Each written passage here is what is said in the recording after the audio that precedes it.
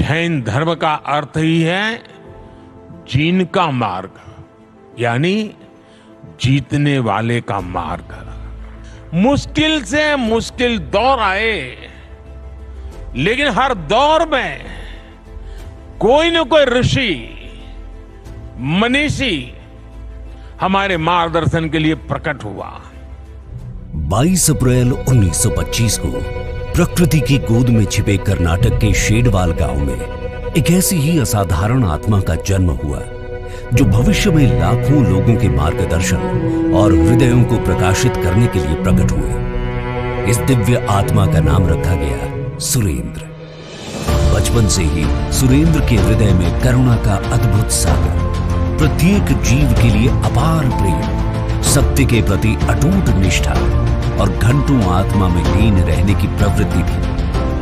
वो दौर भारत के इतिहास का एक कठिन दौर था, क्योंकि देश अंग्रेजों की गुलामी की जंजीरों में जकड़ा हुआ था। ऐसे समय में 16 वर्ष के सुरेंद्र के मन में एक साहसिक विचार जागा और उन्होंने सभी के सामने एक ऊंचे वृक्ष पर चढ़कर भारत का राष्ट्रीय ध्वज फहरा दिया। इसके बाद उन्होंने अपने जीवन में वैराग्य के मार्ग को चुना।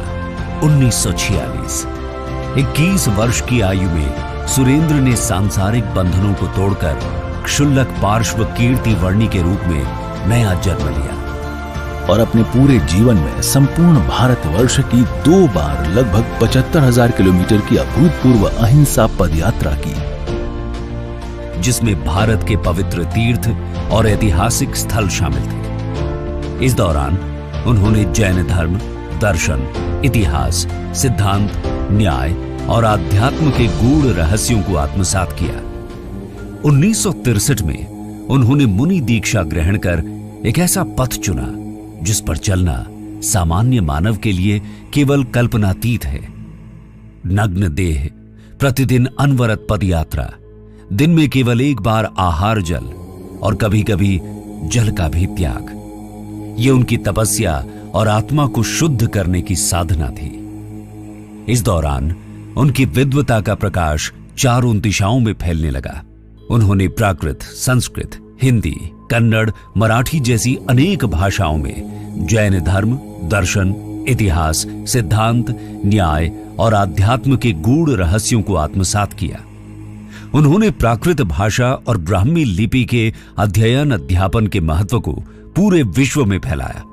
साथ ही सम्राट खारवेल की हाथी गुफा और सम्राट अशोक के शिलालेखों एवं ताड़पत्र, तक्षशिला, मोहनजोदड़ो पर उनका शोध अद्वितीय था।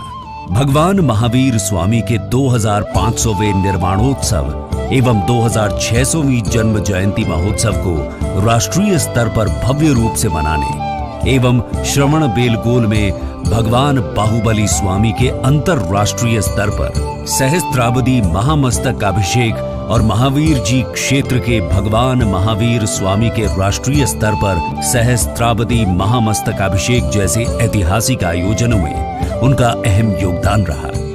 22 सितंबर 2019 में आचार्य श्री विद्यानंद जी महाराज ने अपने 76 वर्षों के संयममय जीवन को पूर्ण करते हुए यम संलेखना पूर्वक समाधि मरण का वरण किया। जैन धर्म के विद्वानों की परंपरा को आगे बढ़ाने के लिए आचार्य विद्यानंद प्रज्ञपीठ की स्थापना की गई है।